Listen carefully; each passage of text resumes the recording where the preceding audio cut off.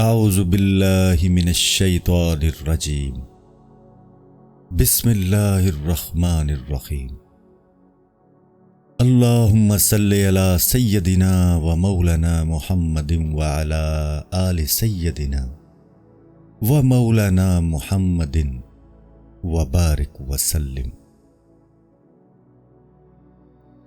8ویں مجلس اسی سال ماہ جمادی الاخر کی 4 تاریخ بدھ کو قدم بوسی کی دولت ہاتھ آئی۔ نظم اور غزل وغیرہ کو محمول کرنے یعنی کسی خاص بات سے متعلق سمجھنے کا ذکر آیا۔ ارشاد ہوا کہ ہر ایک اس کو کسی خاص چیز پر محمول کرتا ہے۔ اس کے بعد فرمایا کہ ایک دفعہ شیخ الاسلام فرید الدین قدس اللہ سر العزیز یہ شعر زبان مبارک پر لائے: نظامی یہ کیا اسرار ہیں جو تم اپنے نہا خانہ فکر سے ظاہر کر رہے ہو، اس کو بھلا یہاں کون سمجھے گا؟ زبان بند رکھو، زبان بند رکھو۔ اس دن کے زیادہ حصے میں یہ شعر پڑھتے رہے یہاں تک کہ مغرب کی نماز کا وقت آ گیا۔ افطار کے وقت بھی یہی شعر زبان مبارک پر تھا۔ کہتے ہیں سحر کے وقت بھی یہی شعر پڑھتے تھے، اور جب بھی پڑھتے تھے حالت متغیر ہو جاتی تھی۔ اس کے بعد خواجہ ذکر اللہ بالخیر نے فرمایا کہ معلوم نہیں خاطر مبارک میں کیا بات تھی اور کیا چیز یعنی یہ شعر پڑھوا رہی تھی۔ اس کے بعد فرمایا کہ ایک دفعہ شیخ بہار الدین زکریا رحمۃ اللہ علیہ اپنے گھر کے اندر ایک دروازے پر کھڑے تھے۔ ایک ہاتھ ایک کواڑ پر تھا، دوسرا ہاتھ دوسرے کواڑ پر، اور بار بار یہ 2 مصرے زبان مبارک پر لاتے تھے: اے صنم تو ہمارے ہوتے کسی اور کا ہو گیا، لیکن خدا جانتا ہے ہم نے کسی اور سے دل نہیں لگایا۔ اس کے بعد خواجہ ذکر اللہ بالخیر نے اپنی زبان گوہر بار سے فرمایا کہ معلوم نہیں ان کے خیال میں کیا بات تھی اور وہ اس شعر کو کس پر محمول کر رہے تھے اور مقصد کیا تھا۔ پھر توکل کا ذکر نکلا۔ فرمایا کہ حق تعالیٰ پر اعتماد رکھنا چاہیے اور کسی اور کی طرف نظر یعنی امید نہیں لگانی چاہیے۔ اس کے بعد زبان مبارک سے ارشاد فرمایا کہ کسی کا ایمان اس وقت تک مکمل نہیں ہوتا جب تک وہ ساری مخلوق کو اونٹ کی مینگنی جیسا ہیچ نہ سمجھے۔ اس کے بعد اسی ضمن میں یہ حکایت بھی بیان فرمائی کہ ایک دفعہ ابراہیم خواص رحمۃ اللہ علیہ کعبے کے سفر کو نکلے تو ایک لڑکا بھی ساتھ لگ گیا۔ ابراہیم نے اس سے مخاطب ہو کر پوچھا کہ تم کہاں جا رہے ہو؟ بولا کعبے کی زیارت کے لیے۔ ابراہیم نے کہا سفر خرچ، توشہ اور سواری کہاں ہے؟ بولا خدائے عز و جل بندے کو بے اسباب زندہ و قائم رکھتا ہے تو زیادہ سفر اور سواری کے بغیر مجھے کعبے تک پہنچا بھی سکتا ہے۔ قصہ مختصر، جب ابراہیم خواص کعبے پہنچے تو اس لڑکے کو دیکھا کہ ان سے پہلے پہنچا ہوا ہے اور کعبے کا طواف کر رہا ہے۔ جب اس کی نظر ابراہیم پر پڑی تو کہنے لگا اے کمزور یقین رکھنے والے، تو نے مجھ سے جو کچھ کہا تھا اس سے توبہ کی۔ اسی سلسلے میں ایک اور حکایت بیان فرمائی کہ ایک دفعہ کوئی کفن چور خواجہ با یزید بستامی رحمۃ اللہ علیہ کی خدمت میں آیا اور اس کام سے توبہ کی۔ خواجہ با یزید رحمۃ اللہ علیہ نے ان سے پوچھا کہ تو نے کتنے مردوں کے کفن کھسوٹے؟ اس شخص نے کہا کہ 1000 آدمیوں کے۔ با یزید نے پوچھا کہ ان میں سے کتنوں کو ایسا پایا کہ جن کے چہرے قبلے کی طرف تھے؟ بولا کہ صرف 2 شخصوں کے چہرے قبلے کی طرف پائے، باقی سب کے چہرے قبلے سے پھرے ہوئے تھے۔ حاضرین نے خواجہ با یزید رحمۃ اللہ علیہ سے پوچھا کہ کیا وجہ ہے کہ صرف 2 کا رخ قبلے کی طرف تھا اور اتنے لوگوں کا منہ پھرا ہوا؟ فرمایا کہ ان 2 اشخاص کا اعتماد حق تعالیٰ پر تھا، دوسروں کا نہیں تھا۔ اس کے بعد خواجہ ذکر اللہ بالخیر نے ارشاد کیا کہ مشائخ نے رزق کی 4 قسمیں بیان کی ہیں: رزق مضمون اور رزق مقسوم اور رزق مملوک اور رزق موعود۔ رزق مضمون تو وہ ہے جو آدمی کو کھانے اور پینے کی چیزوں کی صورت میں جو اس کے لیے کافی ہو ملتا ہے، اس کو رزق مضمون کہتے ہیں، یعنی ان کا خدا ضامن ہے۔ ترجمہ آیت: اور زمین میں کوئی رینگنے والا ایسا نہیں ہے جس کا رزق اللہ کے ذمے نہ ہو۔ رزق مقسوم وہ ہے جو ازل میں مقدر کر دیا گیا اور لوح محفوظ میں لکھ دیا گیا۔ رزق مملوک وہ ہے جس کا ذخیرہ ہوتا ہے، روپے، پیسے، کپڑے اور دوسرے سامان کی صورت میں۔ رزق موت وہ ہے جس کا وعدہ حق تعالیٰ نے عبادت گزاروں اور اپنے صالح بندوں سے کر رکھا ہے۔ ترجمہ آیت: اور جو کوئی اللہ سے ڈرتا ہے، اللہ اس کے لیے دینے کے ذریعے بناتا ہے اور ایسی جگہ سے رزق دیتا ہے جہاں کا اس کو خیال بھی نہیں ہوتا ہے۔ اس کے بعد فرمایا کہ توکل رزق مضمون میں ہوتا ہے، دوسری قسم کے رزق میں نہیں ہوتا، کیونکہ جو کچھ مقسوم ہے اس میں توکل کیا کرے گا، اور جو مملوک یعنی ملکیت ہے اس میں بھی توکل کا دخل نہیں، اور جو موعود ہے یعنی جس کا وعدہ کیا گیا ہے اس میں بھی توکل نہیں ہے، کیونکہ جس کا وعدہ کر لیا گیا وہ تو پہنچے گا ہی۔ توکل رزق مضمون میں ہے، یعنی یہ یقین رکھے کہ جو کچھ میرے لیے کافی ہو پہنچ کر رہے گا، اس پر توکل کرے۔ نویں مجلس اسی سال ماہ جوادی الاول کی 29ویں تاریخ اتوار کو قدم بوسی کی سعادت میسر آئی۔ نماز جماعت کی فضیلت کا ذکر نکلا، بندے کی طرف مخاطب ہوئے اور پوچھا کہ پابندی سے با جماعت نماز پڑھتے ہو؟ بندے نے عرض کی کہ میرے گھر کے قریب مسجد موجود ہے، لیکن جس جگہ ہم لوگ رہتے ہیں اگر وہاں سے غیر حاضر ہو جائیں تو کوئی نہیں ہوتا جو وہاں رکھے ہوئے کاغذ کتاب کی نگرانی رکھے، گھر ہی میں جماعت سے ادا کر لیتے ہیں۔ فرمایا کہ جماعت سے ادا کرنا تو ٹھیک ہے، لیکن افضل یہی ہے کہ مسجد میں پڑھیں۔ اس کے بعد فرمایا کہ اس سے پہلے سابق انبیاء کے زمانے میں مسجد کے سوا اور کہیں نماز جائز نہیں تھی۔ ہمارے رسول علیہ السلام کے عہد میں یہ میسر آیا کہ ہر جگہ ادا کر سکتے ہیں۔ نیز اگلے لوگوں کے لیے زکوٰۃ مال کا چوتھائی حصہ ہوتی تھی۔ ہمارے پیغمبر علیہ السلام کے عہد میں 200 درہم پر 5 درہم ہوئی۔ اس کے بعد فرمایا کہ 200 درہم میں سے جو 5 درہم دیتے ہیں تو بس یہ ہوتا ہے کہ دینے والے کو بخیل نہیں کہتے، لفظ بخیل سے اسے نجات مل جاتی ہے، لیکن سخی بھی نہیں کہتے۔ سخی اسے کہتے ہیں جو مقررہ زکوٰۃ سے کچھ زیادہ دے۔ بندے نے اس درمیان عرض کی کہ یہ حدیث کیسی ہے؟ ترجمہ: سخی اللہ کا دوست ہوتا ہے، چاہے فاسق ہی کیوں نہ ہو۔ فرمایا کہ کہتے تو ہیں۔ حاضرین میں سے کسی نے کہا کہ 40 حدیثوں کے مجموعے میں یہ حدیث بھی درج کی گئی ہے۔ خواجہ ذکر اللہ بالخیر نے فرمایا کہ جو کچھ صحیحین میں ہے وہ صحیح ہے۔ اس کے بعد سخی اور جواد کے درمیان فرق بیان فرمایا۔ ارشاد ہوا کہ سخی وہ ہوتا ہے جو زکوٰۃ سے کچھ زیادہ دیتا ہے، لیکن جواد وہ ہے جو بہت دے، مثلا 200 درہم میں سے 5 درہم پاس رکھے اور باقی دے ڈالے۔ اس کے بعد زبان مبارک سے فرمایا کہ شیخ الاسلام فرید الدین قدس اللہ سر العزیز نے فرمایا ہے کہ زکوٰۃ 3 طرح کی ہے، زکوٰۃ شریعت ہے اور زکوٰۃ طریقت ہے اور زکوٰۃ حقیقت ہے۔ زکوٰۃ شریعت تو یہ ہے کہ 200 درہم میں سے 5 درہم دے دیں، اور زکوٰۃ طریقت یہ ہے کہ 200 درہم میں سے 5 درہم رکھیں، باقی دے دیں، اور زکوٰۃ حقیقت یہ ہے کہ سب دے ڈالیں اور کچھ پاس نہ رکھیں۔ زکوٰۃ کی مناسبت سے حکایت بیان فرمائی کہ خواجہ جنید بغدادی رحمۃ اللہ علیہ اپنے عہد کے علماء سے کہا کرتے تھے، یا علماء سوء دو زکوٰۃ العلم، اے برے عالموں اپنے علم کی زکوٰۃ دیا کرو۔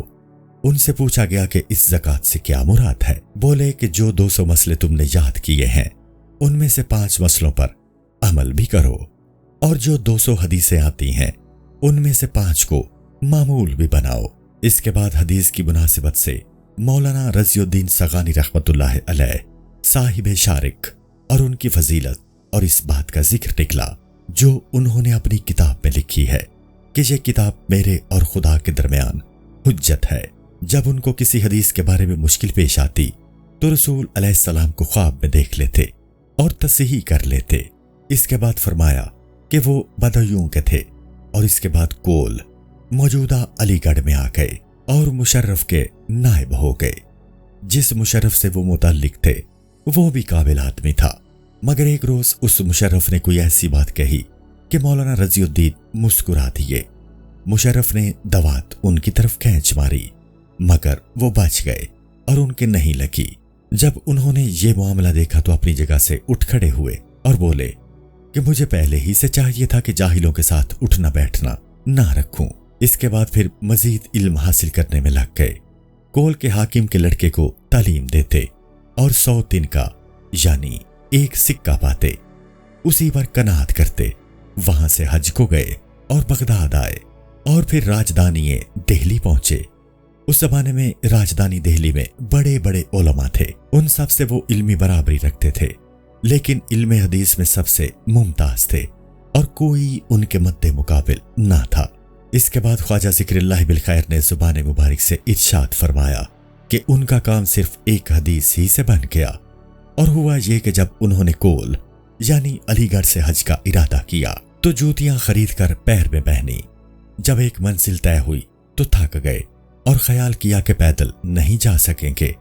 اسی تردد میں تھے کہ والی کول کا لڑکا آیا، گھوڑے پر سوار دوڑتا ہوا آیا تاکہ انہیں واپس لے جائے۔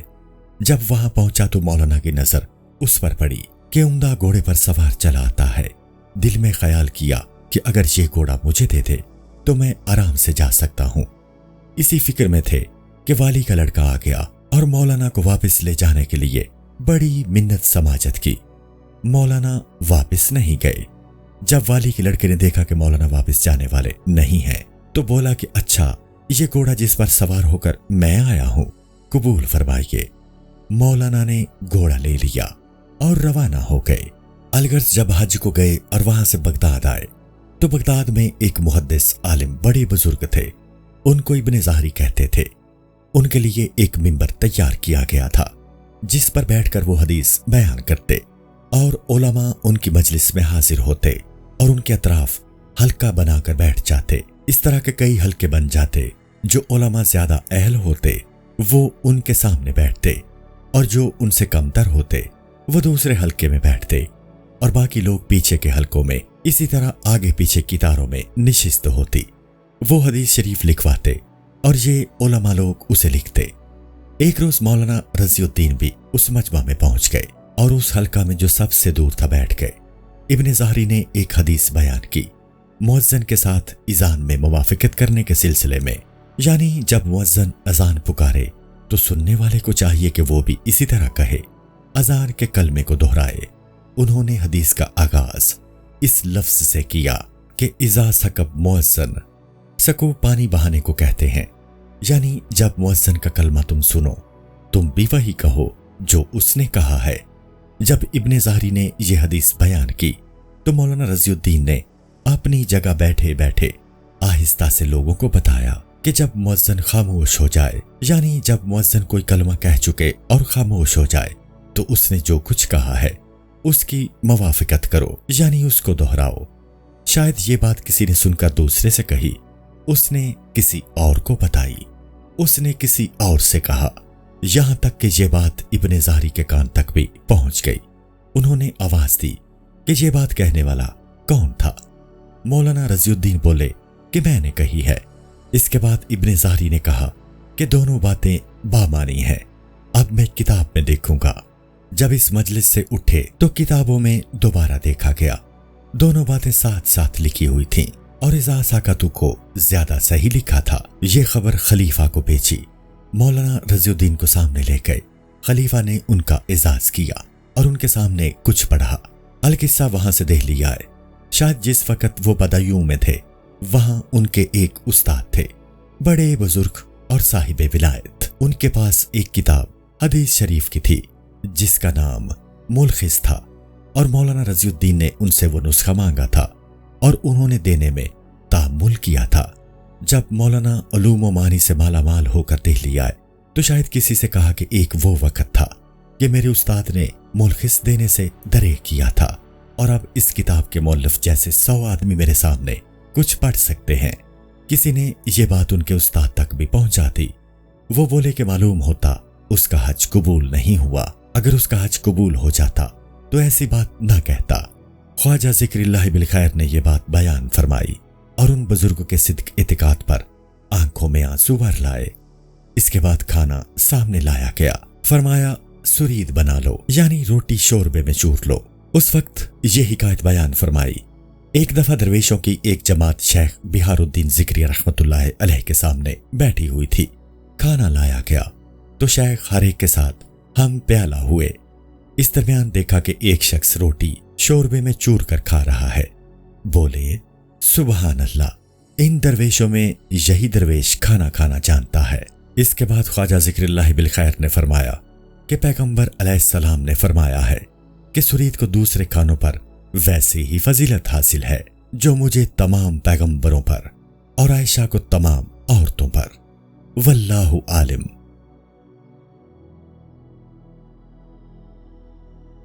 10ویں مجلس۔ اسی سال رجب کی 14ویں تاریخ اتوار کو ہاتھ چومنے کی سعادت تک رسائی ہوئی۔ جماعت کی نماز کا ذکر نکلا۔ اس بارے میں بہت غلو فرمایا کہ اگر 2 آدمی ہوں تو ان کو بھی جماعت کرنی چاہیے۔ اگرچہ 2 آدمیوں سے جماعت نہیں بنتی، لیکن ثواب جماعت کامل جانا ہے۔ ان دونوں آدمیوں کو چاہیے کہ برابر برابر کھڑے ہوں۔ اس کے بعد فرمایا کہ ایک دفعہ رسول علیہ السلام چاہتے تھے کہ نماز ادا فرمائیں، اور عبداللہ ابن عباس رضی اللہ تعالی عنہ کے علاوہ اور کوئی شخص موجود نہ تھا۔ انہی کا ہاتھ پکڑ کر اپنے برابر کھڑا کر لیا۔ جب رسول علیہ السلام نے اول تکبیر کہہ کر نیت باندھی تو عبداللہ اپنی جگہ سے کسی قدر پیچھے ہٹ گئے۔ مصطفیٰ علیہ السلام نے نماز توڑی اور ان کا ہاتھ پکڑا اور اپنے برابر کھڑا کر لیا اور نماز شروع فرمائی۔ عبداللہ رضی اللہ تعالی عنہ پھر اپنی جگہ سے تھوڑے سے پیچھے چلے گئے۔ چنانچہ 1-2 بار انہوں نے اسی طرح کیا۔ اس کے بعد حضرت رسالت مآب صلی اللہ علیہ وآلہ وسلم نے فرمایا کہ پیچھے کیوں چلے جاتے ہو؟ عبداللہ ابن عباس رضی اللہ تعالی عنہ بولے کہ بھلا میری کیا مجال کہ رب العالمین کے رسول صلی اللہ علیہ وآلہ وسلم کے برابر کھڑا ہوں۔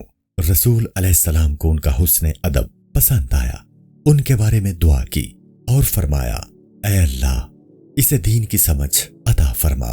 اس کے بعد خواجہ ذکر اللہ بالخیر نے زبان مبارک سے ارشاد فرمایا کہ صحابہ میں امیر المومنین علی رضی اللہ تعالی عنہ کے بعد سب سے بڑے فقیہ وہی تھے رضی اللہ عنہما۔ اس کے بعد ان عبداللہ کی مناسبت سے فرمایا کہ 3 عبداللہ نامی حضرات عباد اللہ ثلاثہ کہلاتے ہیں، عبداللہ بن عباس اور عبداللہ بن مسعود اور عبداللہ بن عمر رضی اللہ تعالی عنہ۔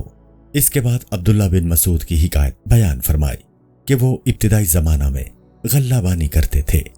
ایک دفعہ رسول علیہ السلام اور ابو بکر صدیق رضی اللہ عنہ ایک پہاڑ کی طرف تشریف لے گئے جہاں یہ بھیڑیں چرا رہے تھے۔ جب رسول علیہ السلام ان کے پاس پہنچے تو ان سے تھوڑا سا دودھ طلب فرمایا۔ یہ بولے کہ میں تو امین ہوں، دودھ کیسے دوں؟ ابو بکر صدیق رضی اللہ تعالی عنہ بولے یہ حضرت رسالت صلی اللہ علیہ وآلہ وسلم ہے اور میں ان کا صحابی ہوں، اگر کسی بھیڑ کا تھوڑا سا دودھ دھو کر دے دو تو کیا ہو جائے گا؟ انہوں نے جواب دیا کہ میں تو ایمانت دار ہوں، مجھے دودھ دینے کی اجازت نہیں ہے، میں کیا کروں؟ اس کے بعد رسول علیہ السلام نے فرمایا کہ ایک ایسی بھیڑ لاؤ جس پر نر نہ بیٹھا ہو۔ عبداللہ نے یہی کیا کہ ایک ایسی بھیڑ لے آئے جس پر نر بھیڑ کبھی نہیں بیٹھا تھا۔ رسول علیہ السلام نے دستے مبارک اس کی پشت پر رکھا اور اس بھیڑ میں دودھ پیدا ہو گیا اور دودھ دو لیا گیا۔ اس کے بعد حضرت رسالت صلی اللہ علیہ وآلہ وسلم نے عبداللہ بن مسعود رضی اللہ تعالی عنہ سے کہا کہ آؤ ہماری صحبت میں رہو۔ خواجہ ذکر اللہ بالخیر نے زبان مبارک سے فرمایا کہ یہ عبداللہ بن مسعود چھوٹے قد کے تھے، چنانچہ پیغمبر علیہ السلام نے ان کے بارے میں فرمایا کہ یہ کنیفۃ العلم یعنی خریدائے علم کی تھیلی ہے۔ اس سے پتہ چلا کہ وہ چھوٹے قد کے تھے۔ اس کے بعد فرمایا کہ چھوٹی تھیلی جو درویش سیا کرتے ہیں اور اسے کنف کہتے ہیں، یہ غلط ہے، یہ لفظ کنف نہیں ہے، کنیف ہے۔ اسی لیے حضرت رسالت صلی اللہ علیہ وآلہ وسلم نے عبداللہ بن مسعود رضی اللہ تعالی عنہ کو کنیفۃ العلم فرمایا تھا۔ اسی بات کی مناسبت سے حکایت بیان فرمائی کہ ایک شخص رئیس نامی تھے، وہ شیخ قطب الدین بختیار قدس اللہ سر العزیز سے بیعت تھے۔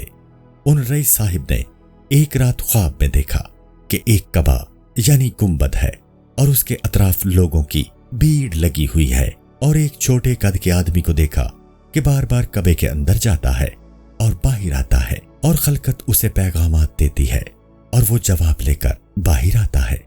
یہ رئیس صاحب کہتے ہیں کہ میں نے پوچھا کہ اس کعبے میں کون ہے، اور یہ چھوٹے قد کا آدمی جو اس کے اندر آتا جاتا ہے کون ہے؟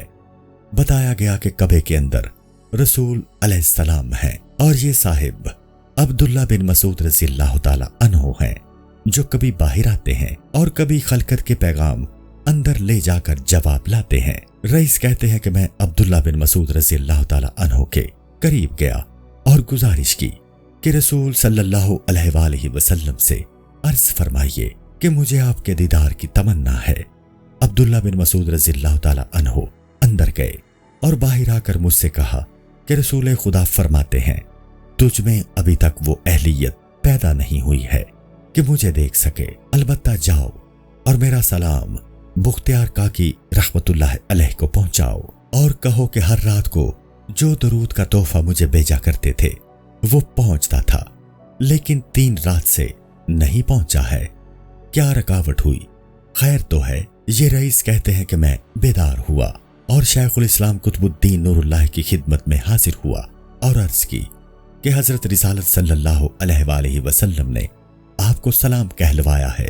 شیخ قطب الدین قدس اللہ سر العزیز نے جب سلام سنا تو تعظیم کے لیے کھڑے ہو گئے اور پوچھا کہ پیغمبر صلی اللہ علیہ وآلہ وسلم نے کیا فرمایا ہے؟ میں نے عرض کی کہ یہ فرمایا ہے کہ وہ تحفہ جو آپ ہر رات کو مجھے بھیجا کرتے تھے وہ پہنچتا تھا، مگر 3 راتیں ہو گئیں کہ نہیں آیا، کیا رکاوٹ ہے؟ خیریت تو ہے۔ شیخ قطب الدین نے اسی وقت ان خاتون کو جنہیں زوجیت میں لیا تھا سامنے بلوایا اور ان کا مہر انہیں پیش کر کے رخصت فرما دیا، اور واقعہ یہ ہوا تھا کہ شیخ نے 3 راتیں حق زوجیت کی ادائیگی میں گزاری تھیں، اور وہ درود کا تحفہ حضرت رسالت صلی اللہ علیہ وآلہ وسلم کی خدمت میں پیش نہیں کیا تھا۔ اس کے بعد خواجہ ذکر اللہ بالخیر نے زبان مبارک سے فرمایا کہ شیخ قطب الدین ہر رات کو 3000 بار درود شریف پڑھتے پھر سوتے۔ شیخ قطب الدین رحمت اللہ علیہ رحمت واسعۃ کی بزرگی کے بارے میں حکایت بیان فرمائی کہ ایک دفعہ شیخ بہاؤالدین اور شیخ جلال الدین تبریزی اور شیخ قطب الدین بختیار رحمت اللہ علیہم اجمعین ملتان میں تھے۔ کافروں کا ایک لشکر مینارہ ملتان کے نیچے تک پہنچ گیا۔ کباچا ملتان کا حاکم تھا۔ شیخ قطب الدین قدس اللہ سر العزیز نے ایک رات کو ایک تیر کباچا کے ہاتھ میں دیا اور کہا کہ یہ تیر آنکھ بند کر کے کافروں کے لشکر کی طرف چلا دو۔ کباچا نے ایسا ہی کیا۔ جب دن نکلا تو ایک بھی کافر موجود نہ تھا، سب چلے گئے تھے۔ السلام علیکم۔ پوری کتاب دیکھنے کے لیے ہمارے یوٹیوب چینل صوفی سما کی پلے لسٹ میں جائیں۔ یہاں آپ کو مختلف بزرگوں کی کتابیں ملیں گی، اور جو کتاب پوری نہ ہوئی اس پر کام تیزی سے ہو رہا ہے اور ریگولر بیسس پر اپلوڈ ہوتی رہتی ہیں۔ آپ سے گزارش ہے کہ آپ ہمارے یوٹیوب چینل کو سبسکرائب کر لیں اور بیل نوٹیفیکیشن پر کلک کر لیں تاکہ ہماری آنے والی کتابیں آپ کو ملتی رہیں۔ جزاک اللہ خیر۔